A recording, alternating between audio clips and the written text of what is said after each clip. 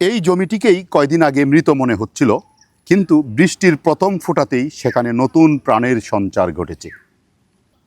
কারণ মাটির বুকের নিচে ঘুমিয়েছিল লক্ষ লক্ষ বীজ, যারা শুধু জলের অপেক্ষায় ছিল। কবিগুরু তার বৃক্ষবন্দনা কবিতাতে বলেছিলেন, অন্ধ ভূমি গর্ভ হতে শুনেছিলে সূর্যের আহ্বান, প্রাণের প্রথম জাগরণে তুমি বৃক্ষ আদি প্রাণ, ঊর্ধ্ব শীর্ষে উচ্চারিলে আলোকের প্রথম বন্দনা, ছন্দহীন পাষাণের বক্ষ পরে আনিলে বেদনা, নিঃসার নিষ্ঠুর মরুস্থলে। শুষ্ক মাটির বুক কখনো সত্যিই শূন্য থাকে না। এটা প্রকৃতির একটি অসাধারণ প্রক্রিয়া। প্রতিটা জায়গা দেখবেন পড়ে আছে, হঠাৎ করে বৃষ্টি হওয়ার পরেই দেখবেন সেখানে নতুন তৃণলতা থেকে শুরু করে বৃক্ষের চারা জন্ম নিয়েছে। আসলেও বিস্ময়কর বিষয়, কারণ মাটিতে থাকা সুপ্ত বীজগুলি সুপ্ত অবস্থায় থেকে যায়, তারা জলের অপেক্ষা করতে থাকে।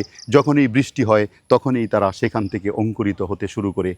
বৃষ্টি হলে পানি, অক্সিজেন ও উপযুক্ত তাপমাত্রা পেয়ে বীজগুলো জেগে উঠে অঙ্কুরিত হয় এবং তাদের নিজের অস্তিত্বের বহিঃপ্রকাশ ঘটায়। বাতাসে বীজের আগমন ঘটে সেই মাটিতে এসে বীজগুলি পতিত হয় এবং বৃষ্টির জলে সেই বীজগুলি ভেজা মাটিতে আটকে গিয়ে অঙ্কুরিত হয়ে যায়। কি চমৎকার কৌশল!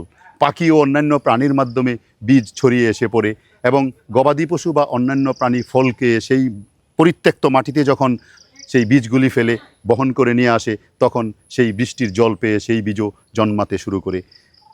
ভূগর্ভস্থ কাণ্ড বা শেকড়, অনেক সময় শুকনা সময়ে অনেক উদ্ভিদ তাদের রাইজোমগুলি মাটির নিচে জমা রেখে দেয় এবং অনুকূল পরিবেশের জন্য, বৃষ্টির জন্য অপেক্ষা করতে থাকে। যখনই বৃষ্টি পড়তে থাকে তখনই তারা নতুন প্রাণের সঞ্চার ঘটিয়ে নতুন কুড়ি গজিয়ে নতুন উদ্ভিদের জন্ম দেয়। শূন্য মনে হওয়া একটি ভূমি আসলে কখনোই পুরোপুরি শূন্য নয়।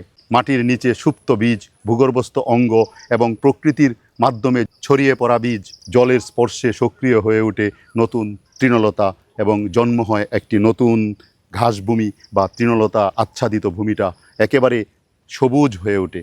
প্রকৃতিতে আপনারা এই জিনিসগুলি একবার একটু দেখার চেষ্টা করবেন। আপনারা কি দেখেছেন কখনো যে গ্রীষ্মে একটা জায়গা সম্পূর্ণ পতিত, যেখানে কোনো রকমের ঘাস নেই, কোনো রকমের উদ্ভিদের বংশটাও নেই, কিন্তু যখনই সেখানে বৃষ্টির জল পতিত হয় সেখানে ধীরে ধীরে নতুন প্রাণের সঞ্চার হয়, নতুন তৃণভূমির সৃষ্টি হয়।